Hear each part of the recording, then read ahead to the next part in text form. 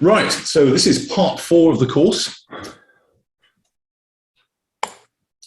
A few issues I thought we'd just touch on, things that have come up. Some of these are from last year, some of these are from this year, but just to do a few reminders. The first one is about MATS call signs, and call signs to MATSes vary. You can't really tell, you're going to have to look it up, but you will find the frequency on the map, and in the frequency file, if you subscribe to that. If you don't know what the call sign is, what the suffix is, just start with the place. So you can call Lakenheath or Marham, and that will generally work. There are one or two places where it's important. So Bryce, for example, which is we were doing last week, it matters whether you call approach or zone. One will give you a Lars service, the other will give you a MATS crossing. If you get the wrong one, they'll just push you over to the other one, so there's no harm done. The frequency reference card, which we will have pointed you out in a number of places, just beware, it's not necessarily hugely accurate. We have seen problems with it in the past. A few details, so you'll see Cambridge radar on the FRC. It's the same as the approach frequency, actually, whereas they publish a different frequency. Approach and tower at Cranfield, I think generally is still both on the same frequency. I mentioned this one. Gliding clubs, probably if you're going to use a call sign for the people sitting on the ground, you probably oughtn't be using radio, because I don't think I know any gliding clubs, there may be one or two, which actually have an air-ground communications service that would deserve the call sign radio. So Gransden base or Gransden launch point are probably better. In the exam, for those of you that are going to go and do the exam, you'll be given the frequencies, so you don't need to worry about it too much. You'll get a frequency reference card, just take the frequencies off that. A few other things. I want to talk a bit about procedural position reports. It came up in the last couple of weeks, and I just want to be clear about that. CAP 413 has something it calls a position report. We refer to this, and that's why I've got the word in quotes, as a procedural position report. And it's really designed for aeroplanes flying along airways from one known waypoint to another, generally a radio beacon. So the format of that, which I think we dealt with last week, is glider Oscar November, SOAM 15, 3,000 feet, sorry, that should be altitude 3,000, Cambridge 30. So SOAM is the place where I was at time 15, that's 15 minutes past the hour, altitude 3,000, and then my next turning point is Cambridge, and my estimate for Cambridge is going to be 30 past the hour. So that's not terribly useful in real life in the glider. A controller actually probably won't know our next turn point. If it's as easy as Cambridge, sure, that'll be all right generally. But if it's a BGA turning point, like I'm going SOAM, Beaver Castle or something, there's no way the controller's going to know where Beaver Castle is accurately, particularly if they're in Mildenhall or Lakenheath, because they're American, and they don't have much on their radar screen to tell them that sort of thing. And our estimate of when we get there is going to be pretty awful.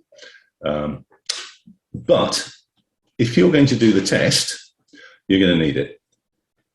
So in the test, and we in this course, we really don't like teaching you different things for the test in real life, but here's probably one that we're going to have to.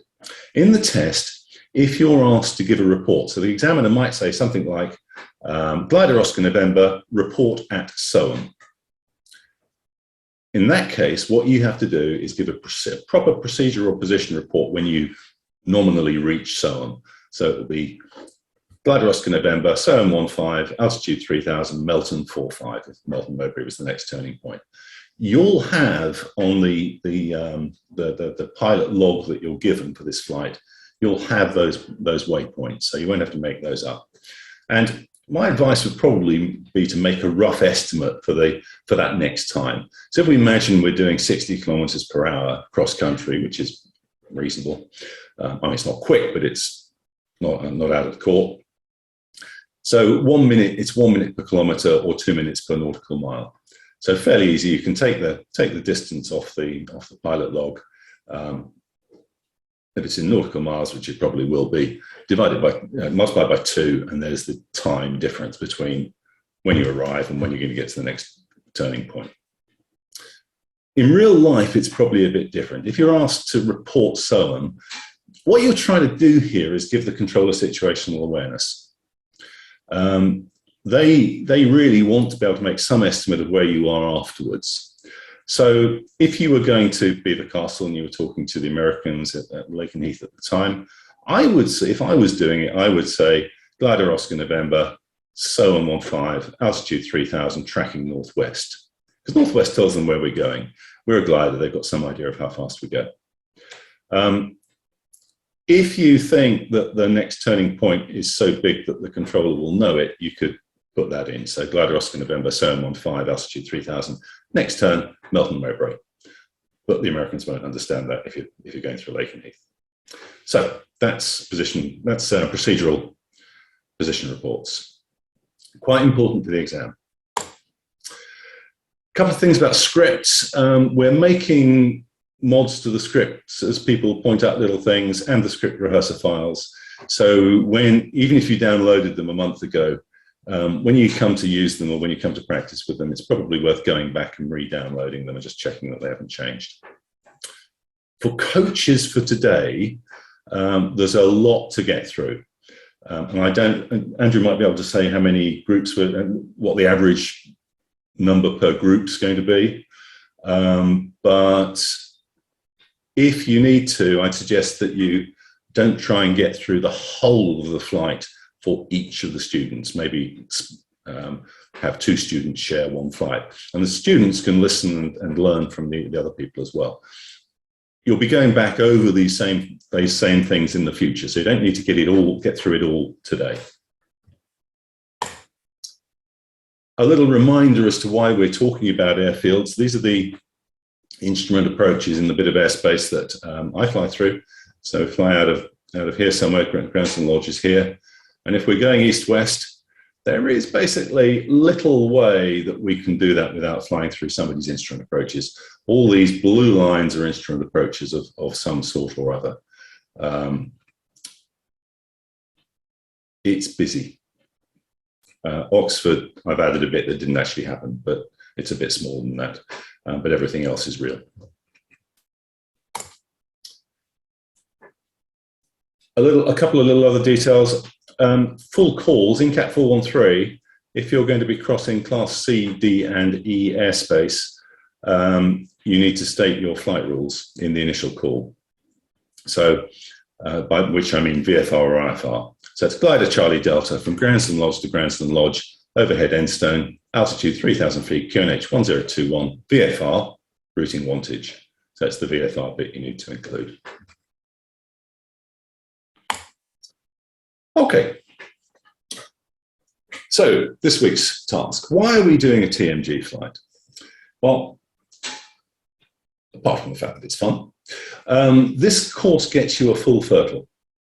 And that means you need to know more than just how to use the radio for a glider to pass the exam. Also, learning about how other people operate is useful. At some point, you might want to extend the SFCL license you can get to include a TMG. And one of the benefits of the new licensing system, which is only partly in place, but one of the benefits is that you can get a TMG rating with a minimum of 6 hours of flying. Most people will take longer than that, by the way.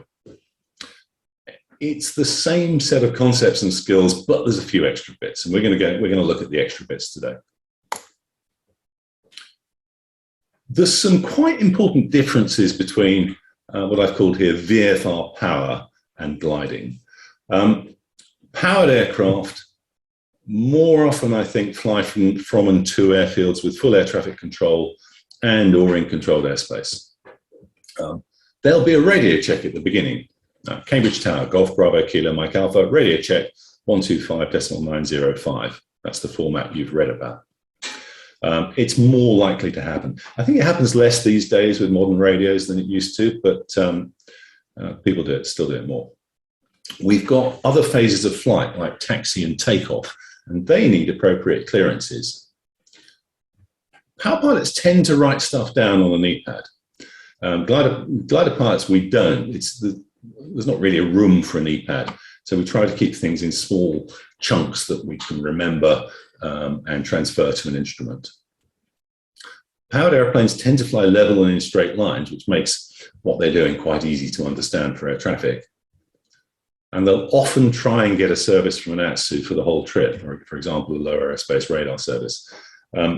Not necessarily completely practical, as we'll see around the whole of the UK, but mostly the expectation is they will switch between one air traffic service unit and another. Whereas as glider pilots, we're not quite prone to turning the radio off or switching to one of our gliding frequencies for part of the trip. Powered pilots can only fly IMC if the pilot has an instrument qualification. So a basic power pilot can't fly IMC, and I mean technical IMC. So that means above 3,000 feet, it's within 1,000 feet vertically or 1,500 meters horizontally of cloud. As a glider pilot, you're allowed to fly IMC without any such qualification. So you can fly right up to that cloud in Class G. You also actually don't need an instrument qualification to fly in cloud, but that would be foolish, I think. So we do have an instrument qualification for that. Glider pilots have much more regular joining and power pilots have much more regular joining and circuit procedures than we do as glider pilots. And once they've landed, they're going to need to taxi. So some quite substantial differences between the power world and the gliding world. It's possible to fly power VFR just like a glider from one Class G strip without an air traffic service unit to another one. And you don't have to talk to anybody. You don't even need a radio. There's no legal requirement. But it could be a Class D to Class D trip. They're quite different. So the language that they're going to use and that we're going to use in our TNG flight is pretty much the same as it is in the rest of what we've been doing. But what we're asking for is sometimes a little bit different.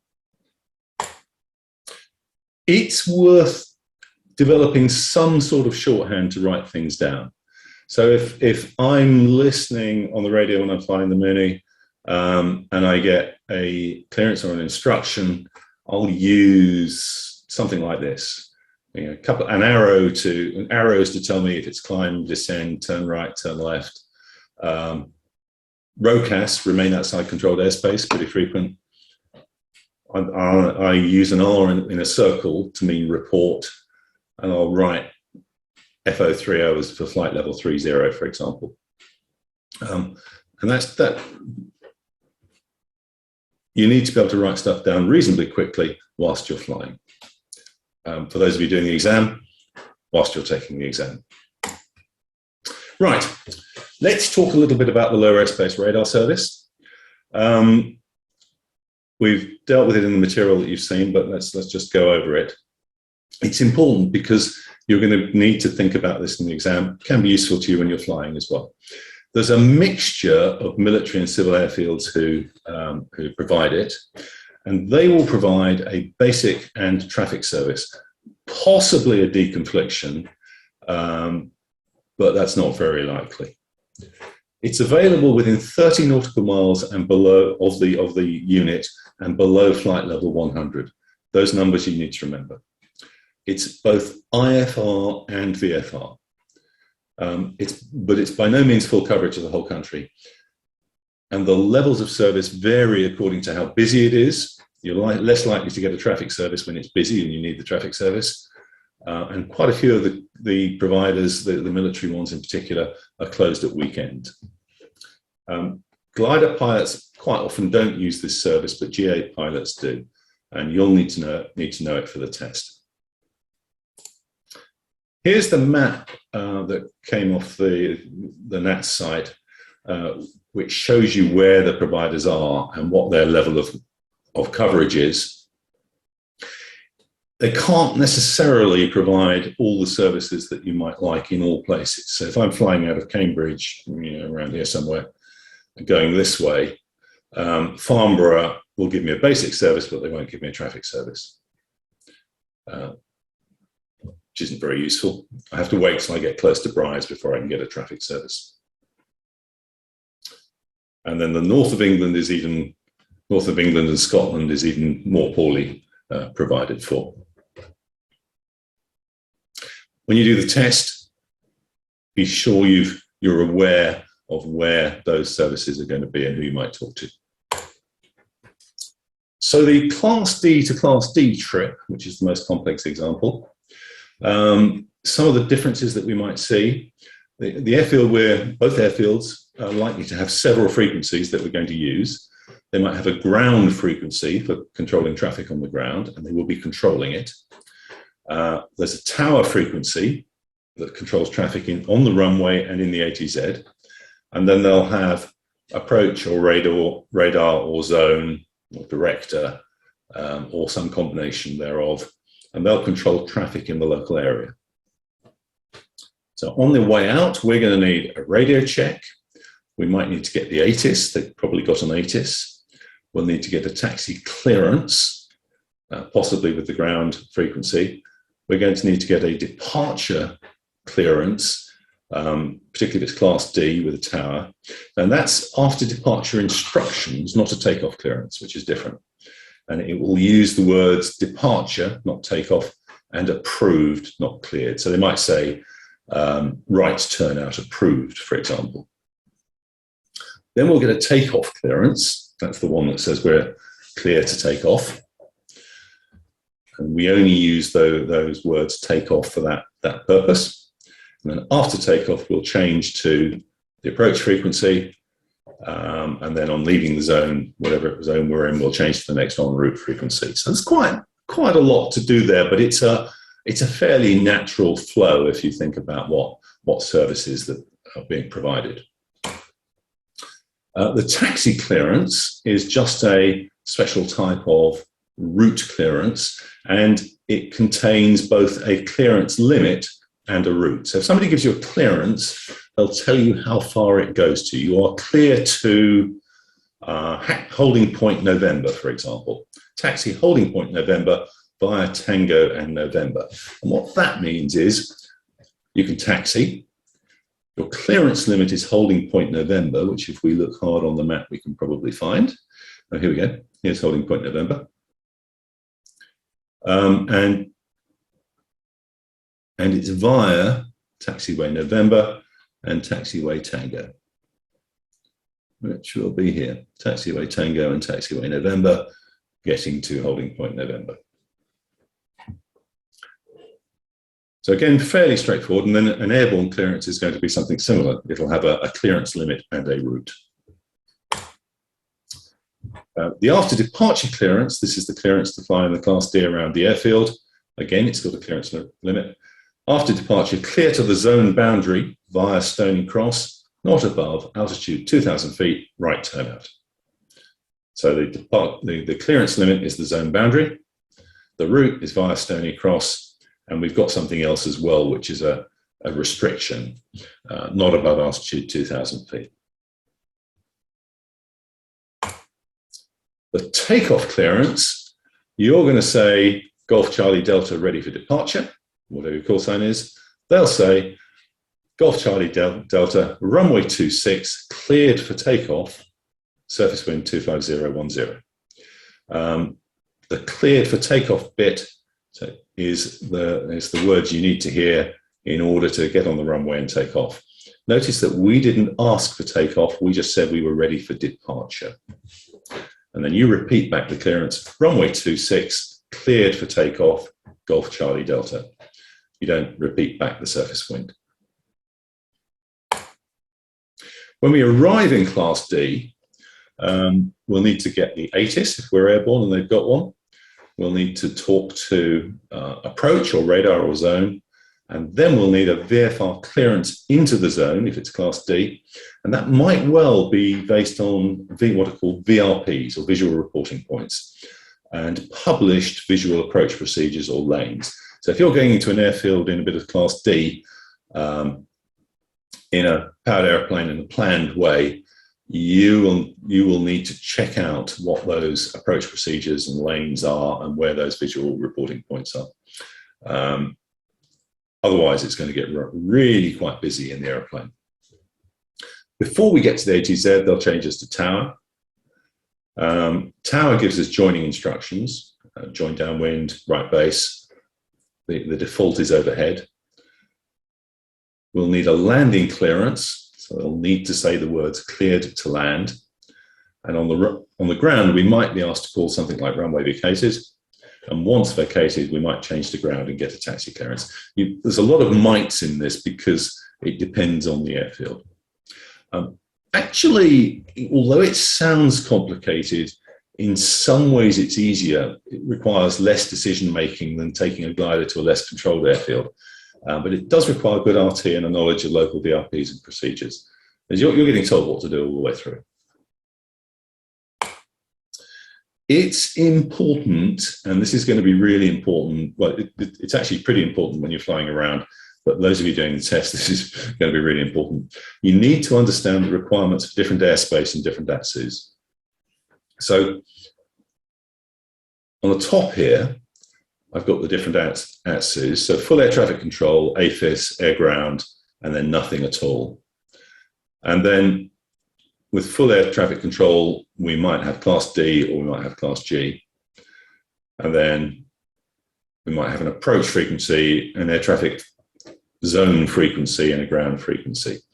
And what I've tried to indicate on this chart is where you need clearance and where in any case it's best to talk. So class D, you're going to need clearance for each of these, to be in each of these places. You're going to want to start talking to them before you get to the zone. If it's a class G one, you probably ought to be talking on the way in, but you're going to need approval to get into that ATZ and to taxi on the ground. And if it's an AFIS, you need to be in communication with the FISO, the Advisory Flight Information Safety Officer. You need to be in communication with him or her, and you need approval on the ground. So strictly, you don't need approval, but the difference is vanishingly small. And for an air ground guy, you're going to need, again, you need communications. If they haven't got an ATSU at all, it's still best to talk, and then you're going to use safety comm for that. 135480. A standard join, if under power, so if you're a motor glider, you might do this, works like this. By default, it's a left-hand circuit. You put the airfield on your left, you fly over the threshold of the active runway, you call dead side descending and descend to circuit height to fly over the other threshold, and that's a crosswind. And then you turn downwind, call downwind. You might be asked to call base. You certainly call final. You're given a landing clearance, and then you land. So that's a standard overhead join. It can go the other way around if they've got a right-hand circuit. And there are plenty of other ways to join an airfield. You can join directly downwind, you can join crosswind, but you need to negotiate that if you want to do that. Or you can join long final and come in from 4 to 8 miles. If we're a glider and we want to join the circuit, if our intention is to land, we've probably got a bit more flexibility on the type of join.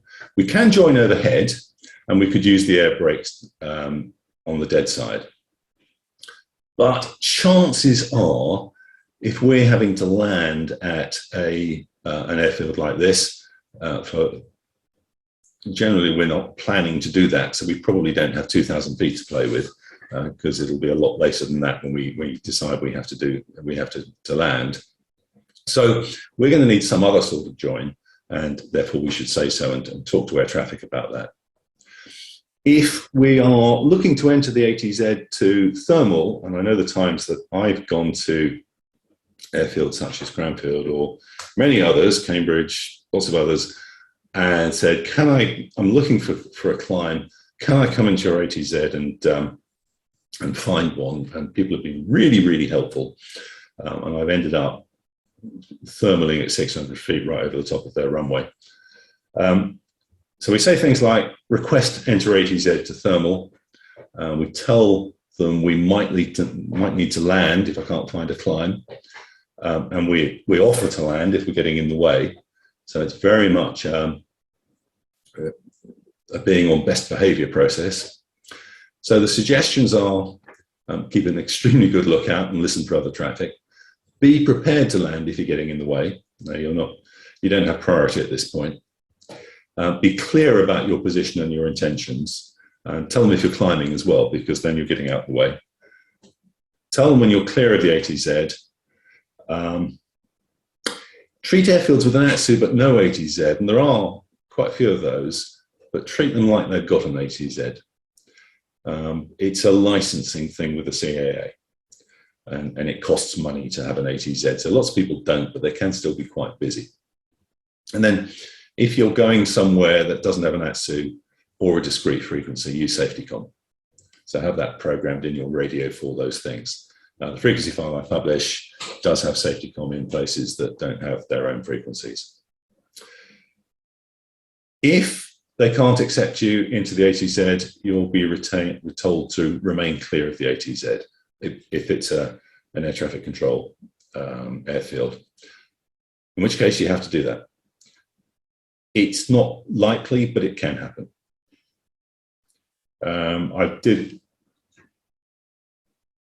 The Americans at Lakenheath and Mildenhall are quite keen that you don't stay in their ATZ, but I have heard them let people in when they've announced the intention to land somewhere local, so it suddenly gets easier. Okay, so that's what you're going to be practicing. Oh, sorry. What's an ATZ? I'm going to have to try and stop this for a moment. Okay. There may be others on the way. The exact rules for each. There we go. What's an RMZ? Andrew, can you just check I don't have audio coming out of this at the moment?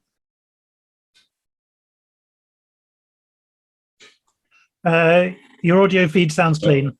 Lost Andrew. Your audio. Okay, there's only currently 2 in the country, Harden and Doncaster Sheffield, but there might be more on the way. At Harden, to fly in the RMZ, you must comply with one of the following. Either get two-way comms with Harden radar before entering and maintain whilst in the RMZ, or use the Harden listening squawk and monitor Harden's radar frequency.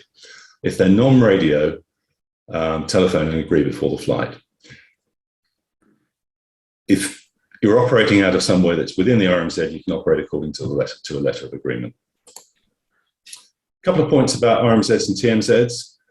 For RMZs, there's a recent supplementary instruction to CAT 413, which says that wherever practical, you should establish communications 15 nautical miles or 5 minutes, whichever is greater. That obviously wasn't written for gliders. I think we probably apply the whenever practical bit there, because 15 nautical miles could be half an hour, and that's too early. The initial call, it's another example of where we should include the flight rules. VFR or IFR. And if you get a request to standby, you do not have two-way comms, so you can't charge into it. And then for TMZs, a radio call can replace the requirement for a transponder, but access still isn't guaranteed. If you haven't found it yet, script rehearsal is worth doing for practice. I think probably most people have had a go. We do have instructions and scripts for all the group work so far on the website. They are getting updated. So again, if you're going to practice, make sure you've got the latest version. Right, that's it for this week. Next week, we're going to be doing emergencies and the VHF direction finding. You'll need to know off by heart, really. You will get a crib sheet, but the format of the emergency call. I've written it down here. I'm not going to go through it today. But if you can spend part of the week learning how to do that, that would be really useful for you, because it's something that will come up in the test. And that takes us, I think, to questions. Thank you very much. So, manageable number this evening. Thank you all. as always, I'll try and prioritise the RT aspect rather than the general flying bit. How do you know whether to use QNH 1021 versus, for example, Greenfield QNH 1020? Sorry, versus what, A Julia? Greenfield, a named place. Oh, I see. I presume like under a TMA. Okay. So two-part answer to that. For RT, it doesn't matter. Just say what the QNH is that you're using. For flying, I think the rule is if you're flying under a TMA, then you should be using the TMA QNH. Next, John, as far as there might be an error on slide 22 about leaving an airway should be northwest, not northeast. If we've made an error there, Steve, we'll fix it.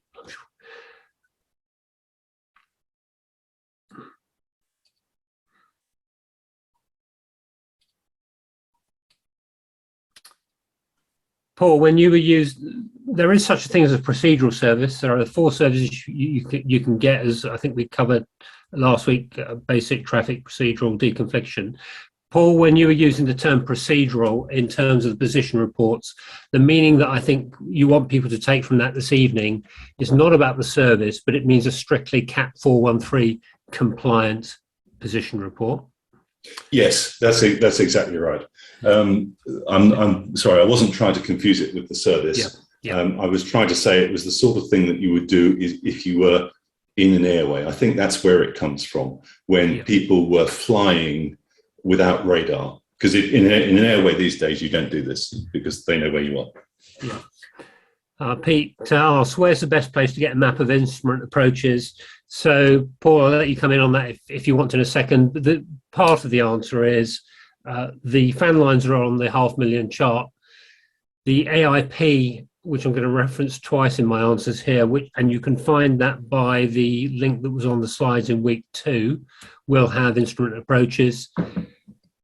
Well, actually, that is the answer. So if you look on my website where the website for this course is, it just go up a bit.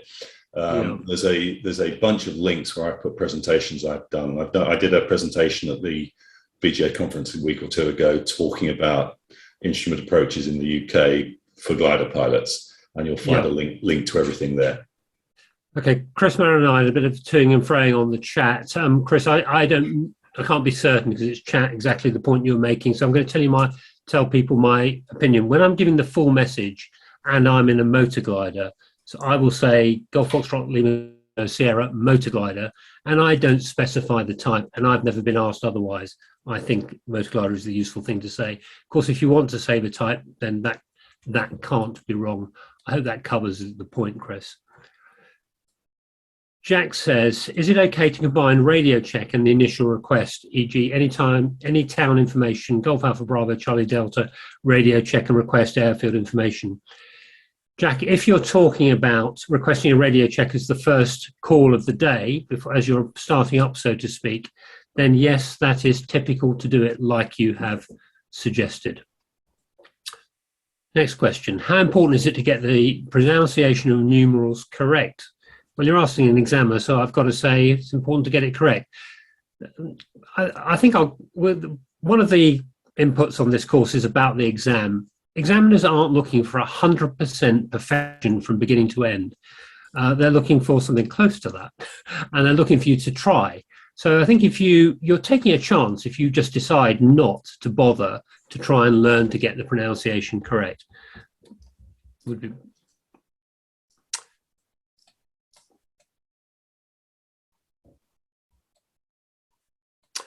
Where do we find the transition altitudes across the UK? Okay, fair question. I've never bothered to have a look it up, but I'm going to say the AIP again. We'll find it. Same link that was on in the week 2 slides. Yeah, generally the transition altitude around the UK is 3,000 feet, except for where there is controlled airspace above, and then it tends to be higher. It's not a hugely well-defined thing. Mm-hmm.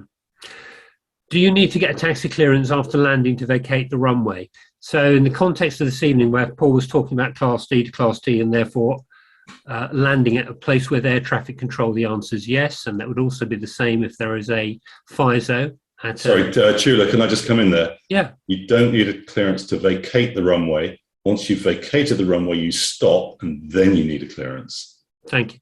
You don't stay on the runway until you've got a clearance to get off the runway. Okay.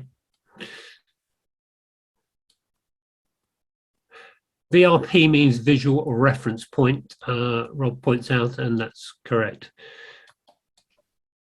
Excuse me, everyone. I'm getting a break-in window. Is anybody else getting that? Yeah, I'm getting it as well. Brian, somebody is trying to share a screen. Brian Rimmer, wherever you are clicking on the share screen button. If you could not, please, that would be useful. Thanks. Michael asks, do you... Okay.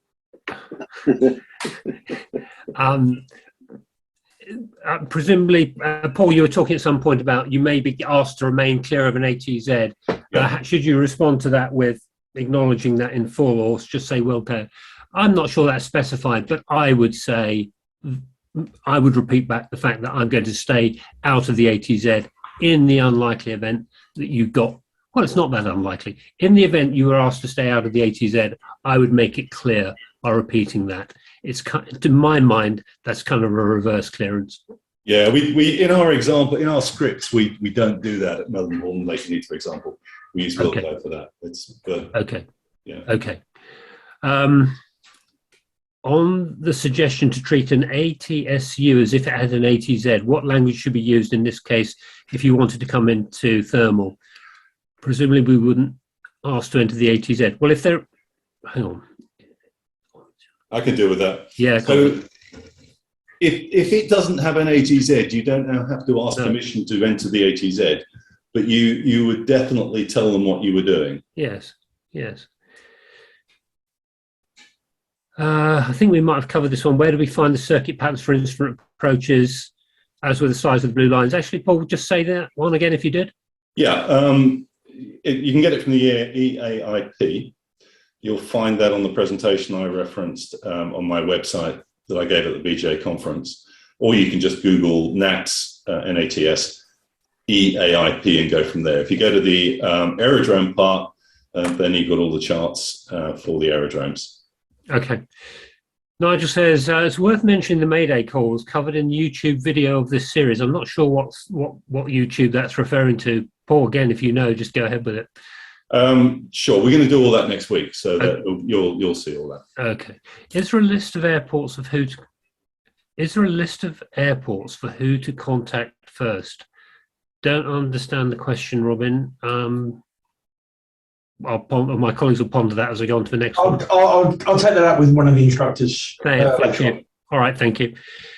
If landing at another glider airfield, should we treat them as if we're landing at another glider airfield, should we treat it as unmanned, i.e. make calls to glider airfield name traffic?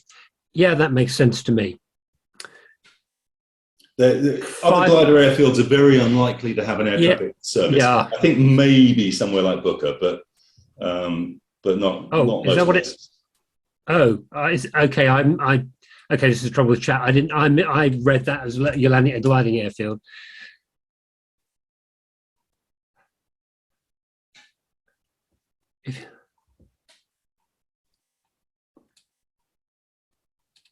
You run out, Stu? Okay, right.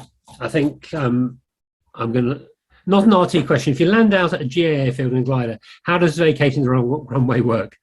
Someone's going to drive out to you in a car.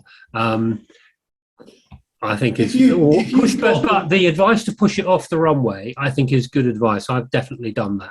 Yeah, if you've got the capability to land and taxi up to an intersection or something, or a taxiway, that's really helpful. Just watch lights and things on the side, though. But if you can get it in a position where you can easily just get it off the runway, you'll make friends. Yeah. Okay, Paul, that's it. Thanks. That's it. Okay, super. I think we are done. Andrew, have you got anything to add?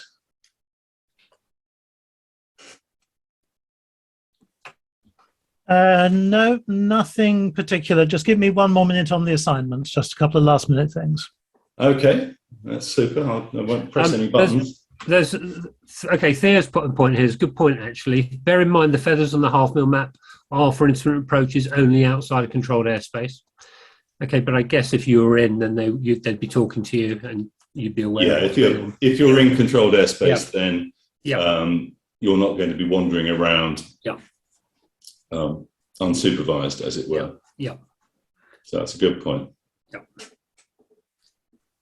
But as you pointed out at the BGA conference, Paul, though instrument approaches are much bigger than the feathers. Yeah, that's why I put that chart up in the stuff I've just presented.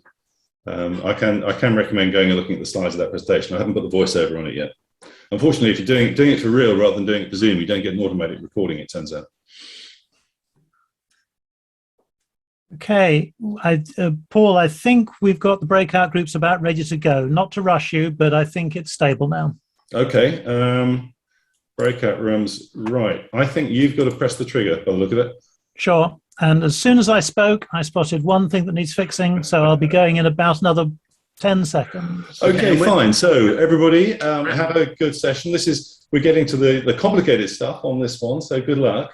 I'll be here helping to give some tech support for anybody who struggles. Apart from that, Remember do the send room me you go to. questions tomorrow by email. I'll sort them out then. The recording will go on the website under the online course part of the website as normal.